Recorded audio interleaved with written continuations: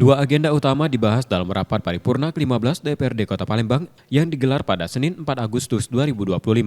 Agenda pertama berfokus pada laporan Panitia Khusus 1 terkait Raperda Rencana Pembangunan Jangka Menengah Daerah Kota Palembang tahun 2025-2029.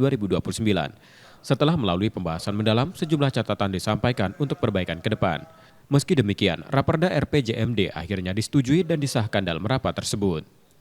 Paripurna dimulai itu ada rapat pimpinan Pansus. Ketua Pansus itu diketuai oleh Haji Ilyas Asbullah. Sekretarisnya Dani dari Gerindra, Pak Ilyas itu dari Partai Demokrat. Hasil rapat tadi menyetujui dan setuju untuk diparipurnakan Pansus RPJMD ini.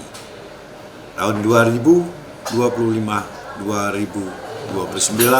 rencana pembangunan jangka menengah yang akan menjadi pedoman bagi pemerintah Kota Palembang.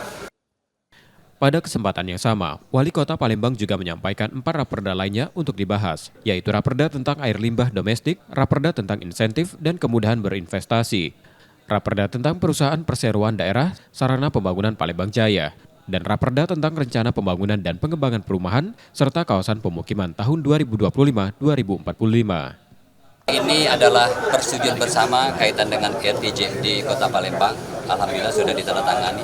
Yang kedua adalah penyampaian 4 raperda tadi, dan ini akan dibahas lebih lanjut. Saya kira ada 2 hal itu substansi rapat paripurna pada sore hari ini. Untuk BUMD tadi Pak Wali bisa dijelaskan Pak Wali? Ya, untuk BUMD kan kita ada perubahan karena kita ada beberapa penyesuaian terhadap regulasi sesuai dengan regulasi diberikan oleh pemerintah pusat. Tinggal penyesuaian dalam bentuk raperda. Saya kira begitu. Keempat raperda tersebut akan dibahas lebih lanjut dalam rapat paripurna berikutnya. Muhammad Reza Pahlevi, Kompas TV, Palembang, Sumatera Selatan.